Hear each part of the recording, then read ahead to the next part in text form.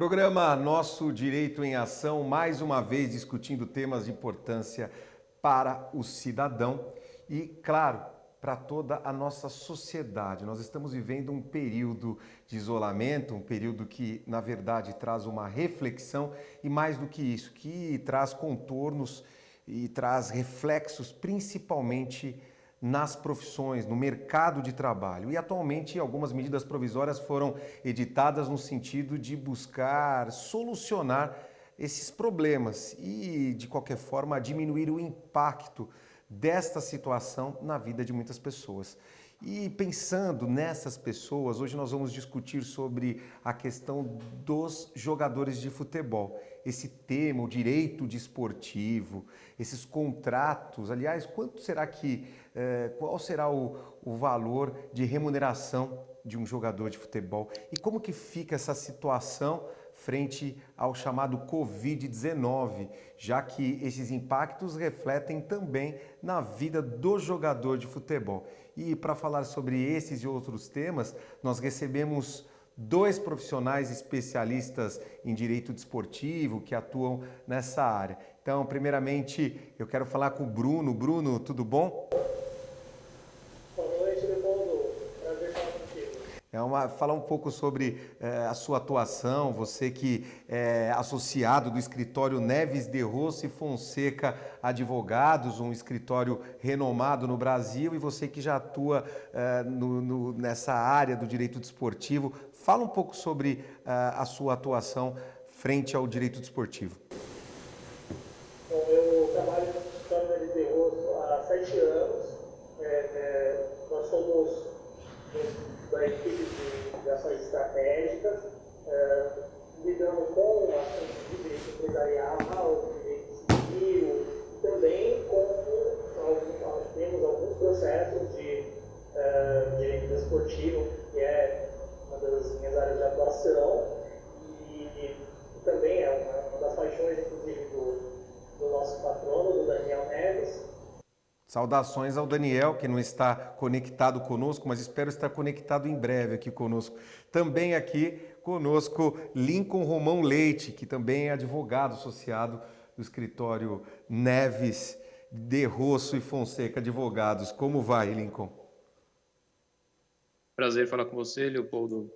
Estamos indo bem na medida do possível, né, em razão desse momento que nós estamos passando.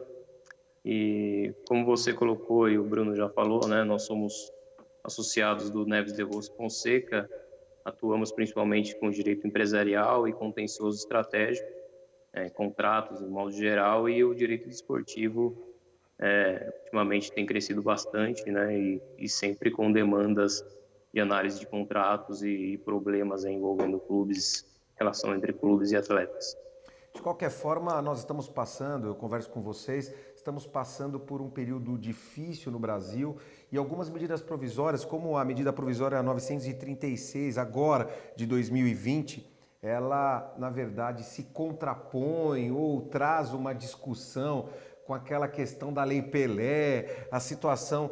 E aí eu já vou direto ao assunto, eu vou começar então com o Bruno. Bruno, essa questão dessa medida provisória agora e essa mudança, essa possível mudança ou renegociação, como fica essa questão dos vencimentos dos jogadores? E assim eu vou perguntando até curiosidades sobre essa questão do direito desportivo, porque eu mesmo não conheço muito essa área. Na verdade, o que aconteceu?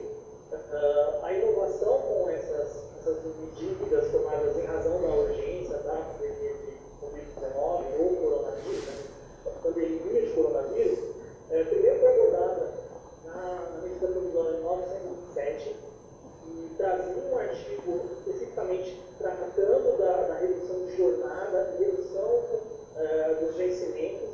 Na verdade, de uma maneira geral, é o artigo 18 dessa medida provisória, depois de alguns questionamentos nos tribunais superiores, na Suprema Corte, depois sobrevir uma segunda medida provisória que tratou especificamente dessa questão, que é a que está atualmente em vigor em relação à redução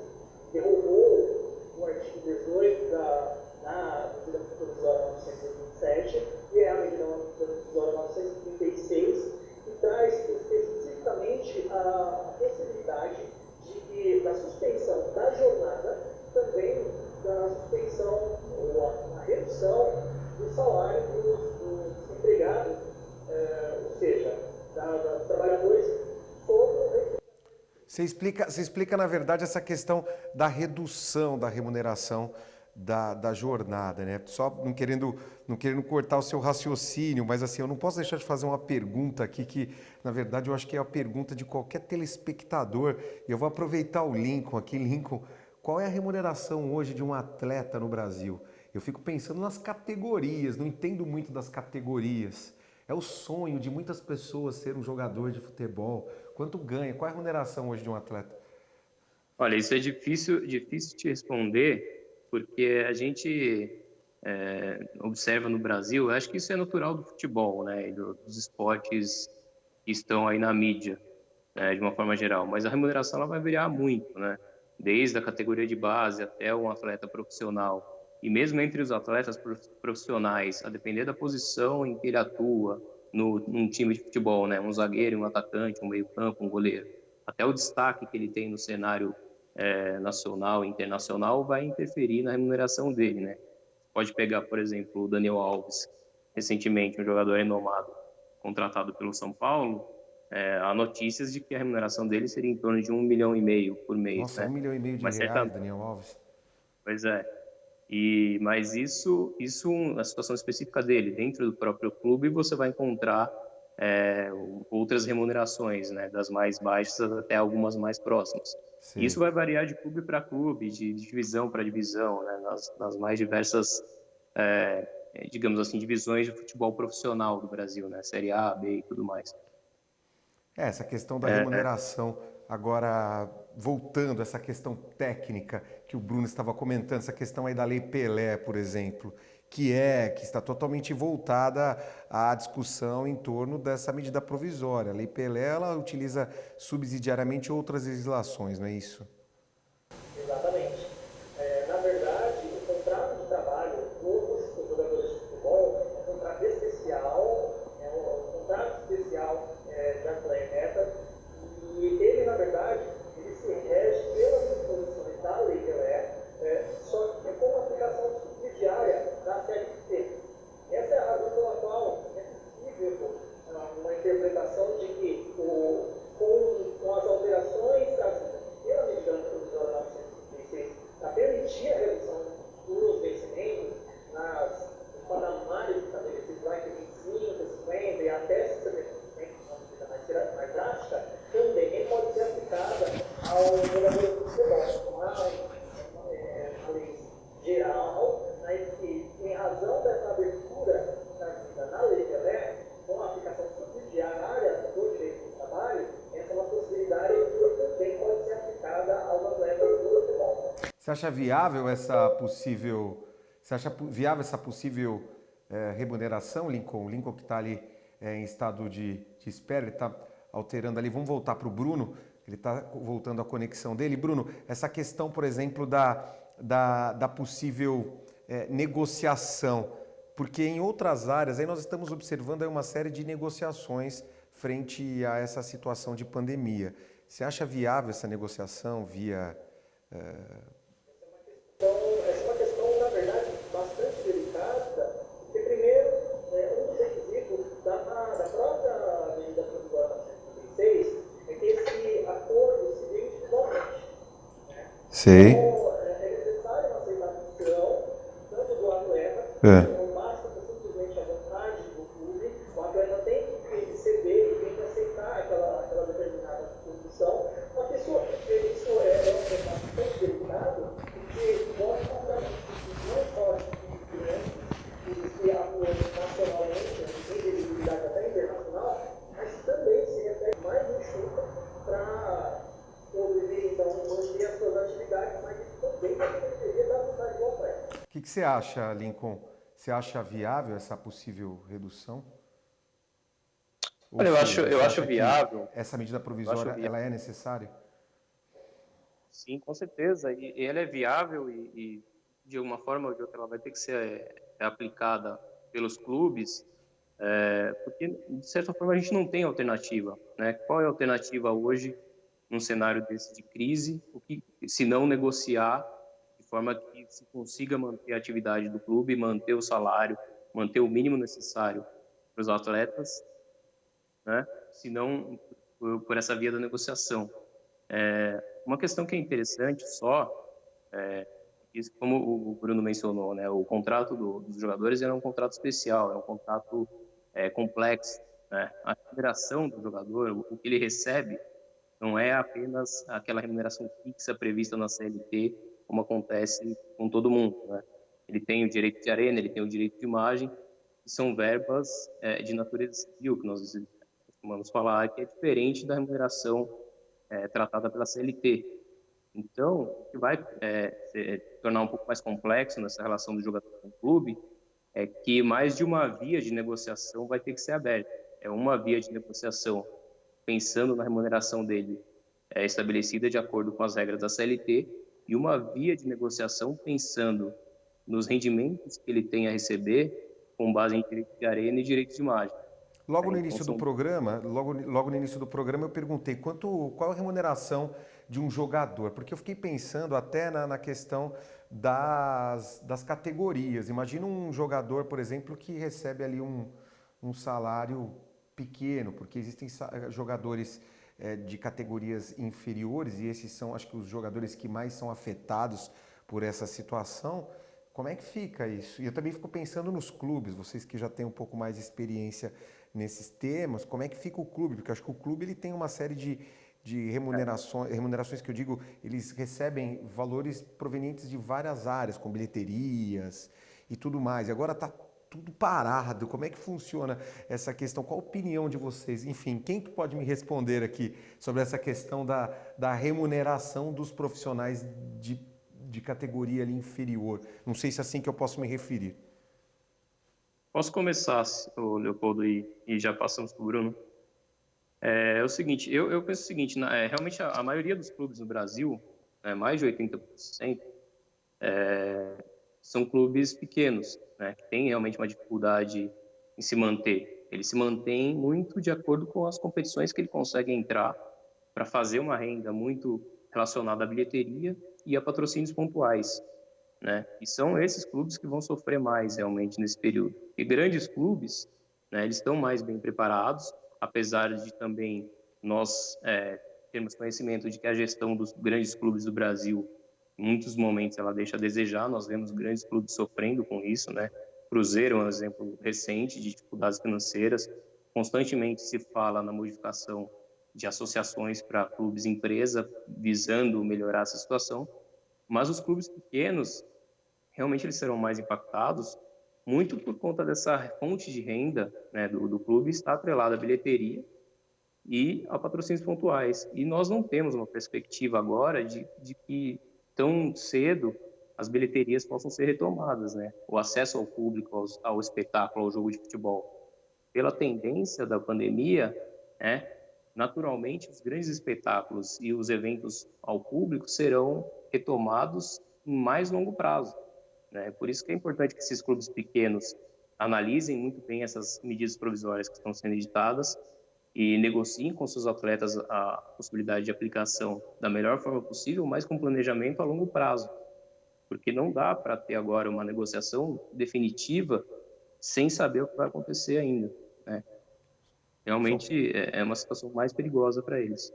Sua opinião, Bruno que tá ali online com a gente, está até se deslocando ali de forma online, mas a sua opinião, porque é o seguinte, o Itaquerão fechou, o Pacaembu foi construído ali um hospital de emergência, quer dizer, a situação provavelmente vai se estender.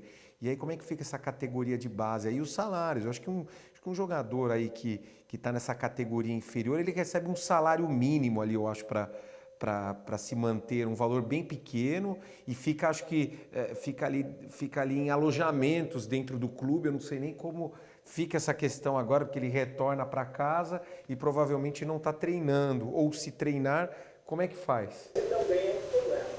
Na verdade, essas duas questões são bastante problemáticas porque ainda não há uma definição para isso, tá?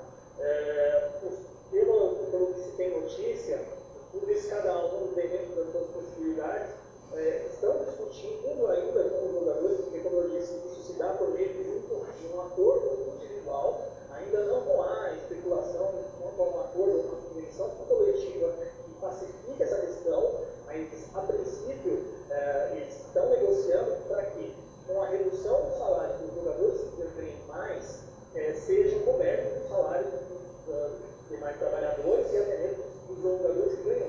Agora, Lincoln, desculpa. Lincoln, essa questão, por exemplo, de uma futura redução, possível redução, isso tem que ser feito contratualmente, só orientação. E a orientação também a outros profissionais do direito que possam, por exemplo, serem surpreendidos com essa possível consulta, não digo consultas, possível negociação contratual ali, quer dizer, o advogado entra nessa seara aí e ele faz o quê? Ele dá o suporte ali na área contratual, o que ele faz?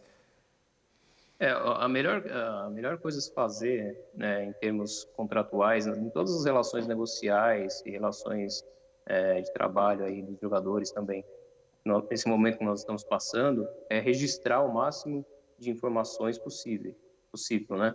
Então, toda negociação, toda proposta que for feita, seja partindo do clube do jogador, é importante que esteja registrado, né? Porque a gente nunca sabe do futuro e nunca sabe quais os desdobramentos que virão, né, dessa situação toda. Então, o máximo de informações registradas possível vai auxiliar lá na frente, se tiver algum problema, alguma discussão, vier surgir algum litígio disso, as partes, né, no caso o jogador, por exemplo, o clube, vão estar bem munidos, né, de informações e documentos para mostrar a sua postura. E isso é importante agora, sobretudo para os clubes, que eles busquem, né, os jogadores, os atletas, para tentar resolver essa negociação, porque a postura de boa-fé, uma postura ativa nesse momento, pode contar muito, né, num possível litígio. Mostrar que a parte tentou negociar, que ele buscou o atleta, buscou colocar quais as condições reais do clube, porque isso tem que ficar claro, né? Não pode, o clube não pode, seja em qualquer situação contratual, ninguém pode agora simplesmente alegar que em razão da pandemia precisa reduzir o salário. É necessário que ele mostre, olha, eu preciso reduzir o salário porque em razão da pandemia eu sofri esse decréscimo E como que ele vai nos meus demonstrar rendimentos. isso? Ele demonstra como isso? Quer dizer, é importante que tecnicamente o clube demonstre essa necessidade? Se bem que Muito importante. a falta de pessoas no campo ou a falta de pessoas no clube, quer dizer, isso já justifica, né? Exato. Isso é notório, né? A falta de acesso ao espetáculo, a impossibilidade de realização dos jogos é notório. Mas, principalmente para os clubes, é importante que eles mostrem, olha, em razão disso, o patrocinador X, Y ou Z reduziu minhas verbas nessa quantidade, né? A bilheteria causava um impacto de X% nos meus rendimentos, agora eu tive isso reduzido. Então, dentro desse cenário todo, o que eu posso oferecer para o atleta para manter as condições da nossa relação, né, sem deixar o atleta, sem liberá-lo, né, demiti-lo, digamos assim, e sem causar grandes prejuízos, porque é uma situação em que todas as consequências estão encadeadas, né? O clube está sofrendo de vários lados, é patrocínio, porque o patrocinador dele também teve consequências, é a bilheteria, ele tem que manter os funcionários, e o jogador tem a família também para cuidar, para alimentar. Então, está tudo encadeado, não dá para tomar ações pontuais, né, olhando só para um caso. Por isso que é importante também a participação das entidades nesse momento, da Confederação Brasileira de Futebol, das federações regionais, olhando o panorama da região em que ela está atuando, para tentar Entendi. resolver de forma global. Bruno, mecanismos para essas eventuais para esses mecanismos para o desenvolvimento dessa negociação com os jogadores, na sua opinião? Na verdade, não tem meio que uma receita de bolo, mas existem saídas aí, como a compensação de valores, como eu disse, com jogadores que ganham mais, cedendo valores para outros, os demais empregados do clube, massagistas, preparadores físicos, os próprios jogadores que ganham menos, já seria algo que aliviaria a conta do final do mês. Isso também a gente não pode esquecer que eles também podem se socorrer de governo, da iniciativa privada, até porque o esporte ele é uma atividade que, ainda que seja privada, ela tem um caráter educativo, ela tem um caráter de formação. Ainda que o esporte de alto rendimento influencie muita gente, questões de promoção, de marcas, etc., mas a gente também não pode deixar de esquecer que a base também é considerado esporte e também precisa desse separo estatal, assim como qualquer outra área precisa dessa ajuda. O clube ganha dinheiro como? Ele ganha dinheiro com a bilheteria, ele recebe, não digo ganhar dinheiro, né? Como que ele recebe ali os subsídios para se manter? Bilheteria, venda de camisetas? Venda de camisetas, com a transmissão dos jogos, que aliás é uma das vendas mais profundas dos clubes, porque também a cada transmissão eles também têm valores a receber. Publicidade no site.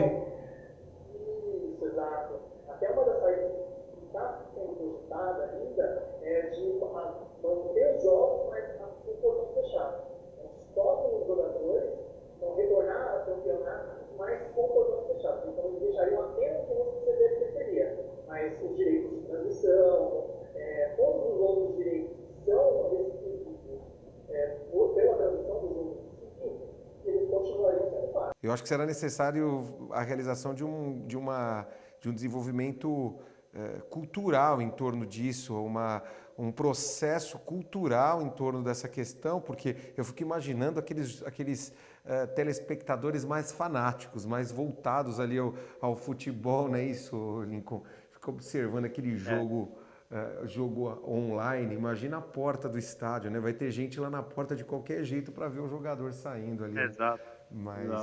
Mas o que vocês podem falar sobre essa profissão? E aí, pensando na profissão do advogado, já que estamos aqui com 2 advogados conectados, o que vocês acham em relação aos prazos processuais que agora podem ser prorrogados ou não, mas de qualquer forma, o Tribunal de Justiça, pela resolução, determinou até o dia 30. Vocês acham que esses prazos deveriam ser prorrogados, ou vocês acham que é necessário o retorno do dia a dia do advogado de forma efetiva no sentido dos prazos da justiça?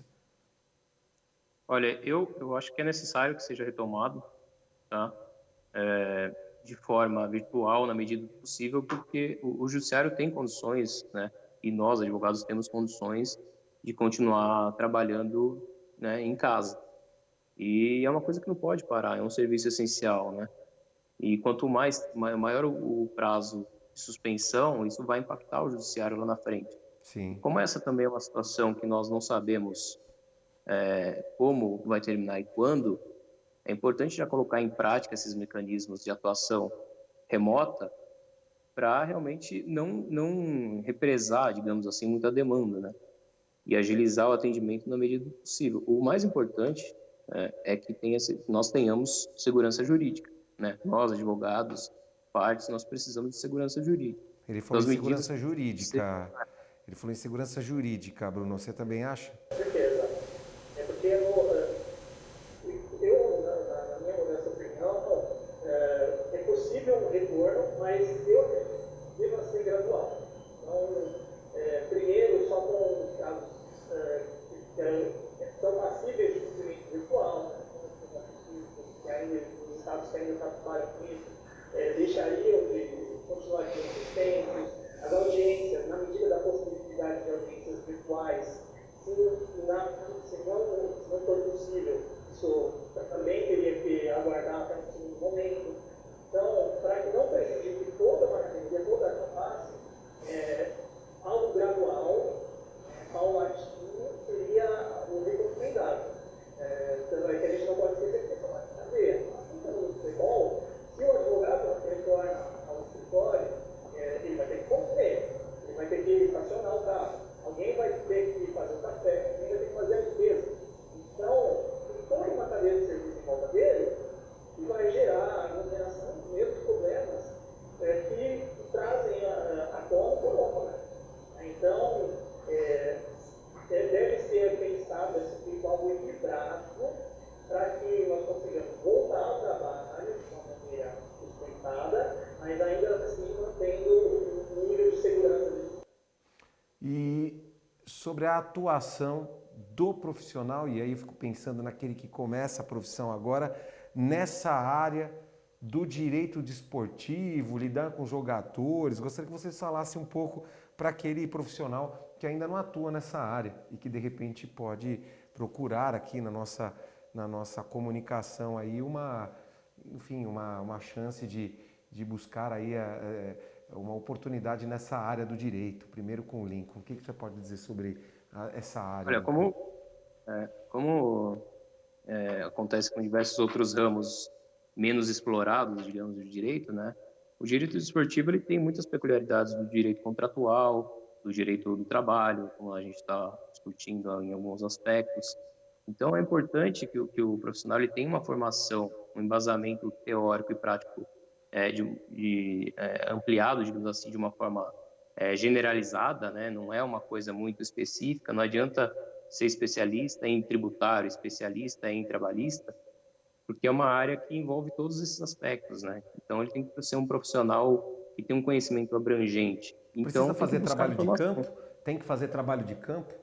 Tem que ir lá, o advogado tem que sair do escritório e ir até o clube, tem que frequentar essas relações, porque Com é certeza. claro que o network do profissional é importantíssimo, mas quem está em Tá? casa, de repente, fica pensando, né, como que essa demanda chega a um escritório, por exemplo. É claro Com que certeza. de acordo com o desenvolvimento de um trabalho sério, dedicado, mas e para quem ainda não ingressou? É lógico, oportunidades acontecem, mas e aí para conseguir chegar a essas demandas?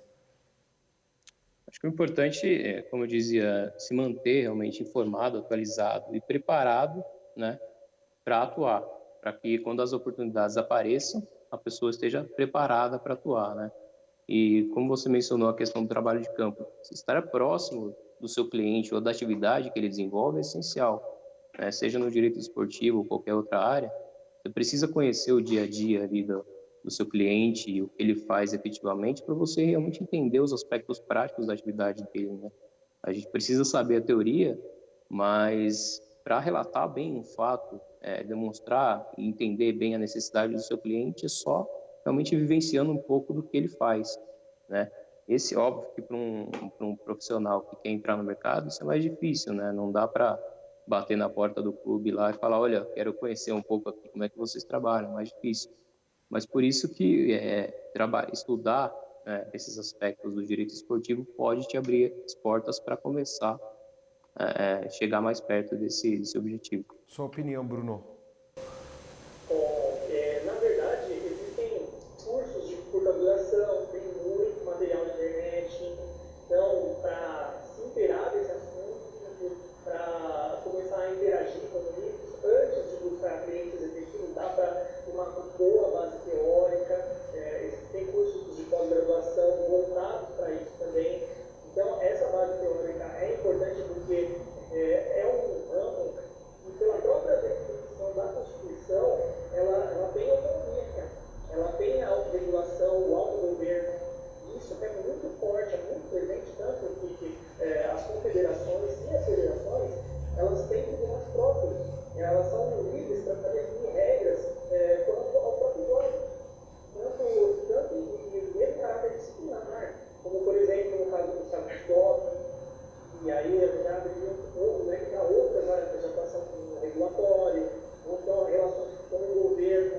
Então, o direito administrativo desportivo também é uma área que tem relevância, porque eles não conseguem, ainda que seja uma atividade privada, como disse há pouco, essa atividade privada também tem uma ligação forte ainda com o direito público. Então, o direito administrativo desportivo também tem que ser lembrado. O contratual que você falou de ir para campo, o contratual é isso. De partir para as negociações, o direito do trabalho desportivo, já são essas relações trabalhistas, essa discussão toda que a gente viu no começo da conversa, ela é toda travada dentro do direito do trabalho. Dá para compor, composição é extremamente aceita no direito esportivo, como em todas as áreas do direito? Isso. É que, na verdade, isso vai ficar todo em torno da própria relação. Então, ainda que não seja, ainda que a relação específica seja tratada dentro do direito do trabalho, o juiz, o julgador trabalhista, ele vai ter que se atentar aos detalhes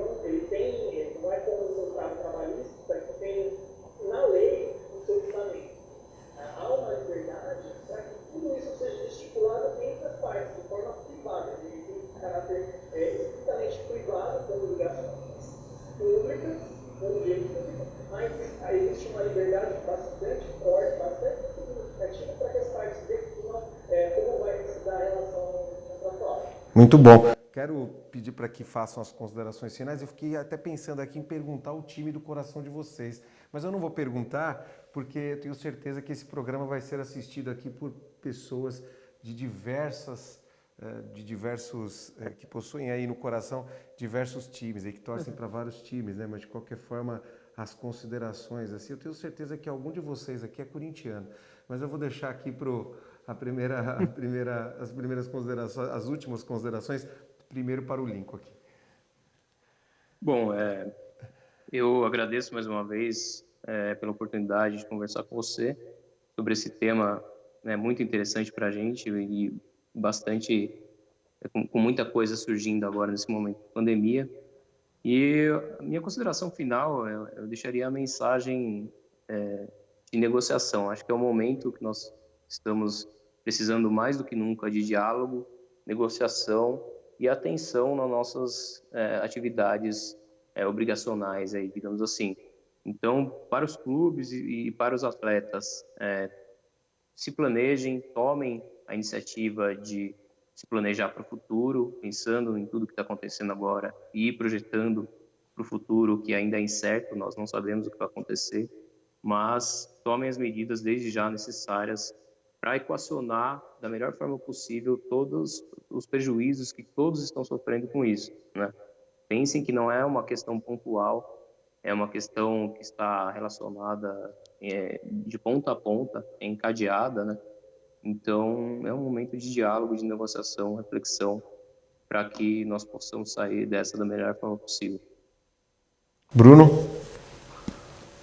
Bom, puxando o gancho que o Lincoln abordou, realmente, eu encerro aqui minha fala no sentido de que nós temos que é importante esse cuidado, porque é global, é um problema global, ainda que haja reflexo, eu acredito que esse seja o momento de nós tomarmos iniciativas, de sermos inventivos, de sermos criativos, para conseguir, além de superar isso, manter toda uma cadeia produtiva, toda uma cadeia de serviços, aí falando agora especificamente do esporte, desse futebol, com mais enfoque ainda, eu acho que esse é o momento que temos para ser inventivos e de desenvolver essa atividade, mesmo que a distância, mesmo que não tendo esse isolamento social. Depois, sendo superado essa crise, essa pandemia, que isso vai passar, no momento de passar, a gente com certeza vai sair mais fortalecido e já tendo outras perspectivas, outras ideias. Isso vai ainda ser discutido, vai ser dilapidado, e como qualquer outra carreira. Então, eu tenho, ainda que seja preocupante, mas eu tenho esperança de que isso vá ser vivido e vá se desenvolver de uma forma sustentável e assim, na melhor medida para todos. Bom,